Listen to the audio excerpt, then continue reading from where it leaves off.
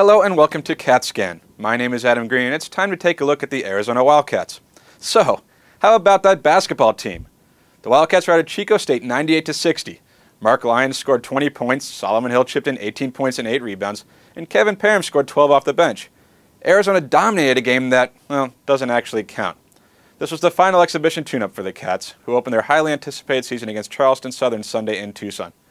But alas, I'm not really here to talk about hoops. Yet.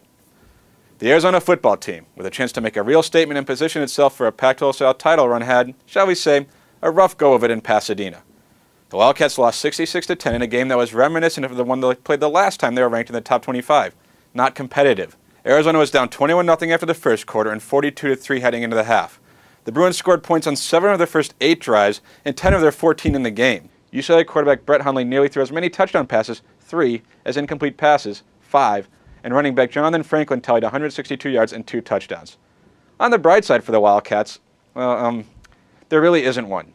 The team can't even say it left the game with its health, as quarterback Matt Scott left in the third quarter with a concussion, and linebacker Hank Hobson was carted off the field in the fourth quarter after collapsing during a play. B.J. Denker relieves Scott, while the rest of us are relieved Hobson appears to be okay. At any rate, the Wildcats fell to 5-4 in the season, 2-4 in the Pac-12, and are now 0-3 away from Tucson, losing games by an average score of 56-19. That's not good. That Arizona lost in such fashion is frustrating, but it's also not the end of the world. A loss is a loss is a loss, no matter how lopsided the score.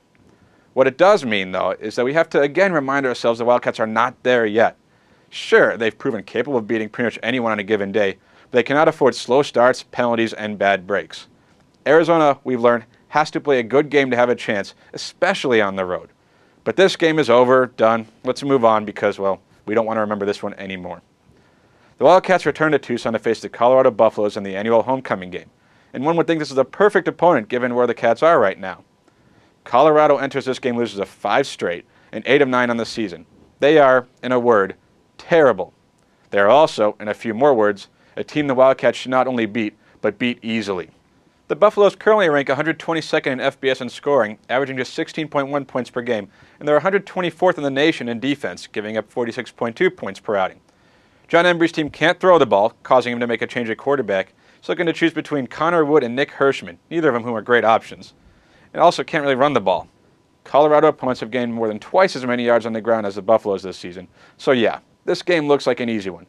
But we must remember that this Matt Scott's status is uncertain, and Arizona's offense will not be nearly as good if he cannot play. Furthermore, Arizona lost to the same Colorado team by a score of 48-29 last season, and one could argue last year's Wildcats were a more talented group. Now, they weren't as well coached, but more talented. That game, Arizona coach Rich Rodriguez told Arizona Sports 620's Doug and Wolf this week, will ensure his team is focused going in. The same team, the same guys that beat us by 20 points last year. So our guys, I mean, they thoroughly handled it. It wasn't even close.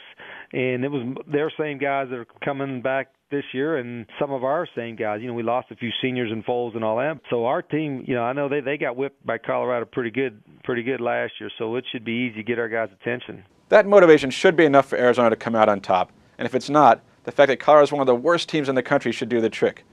My prediction is a 37-17 Arizona win if Scott doesn't play, and a 52-14 victory if he does. Either way, the Wildcats will earn bowl eligibility this weekend, and that, my friends, is a nice accomplishment this season. Anyway, that's going to do it for this edition of CatScan. For more on the Arizona Wildcats, you can check out the podcast I co-host with Jared Carlin called Bearing Down. And if you want more of my general musings along with some jokes, yes, I make jokes, you can follow me on Twitter @TheAdamGreen.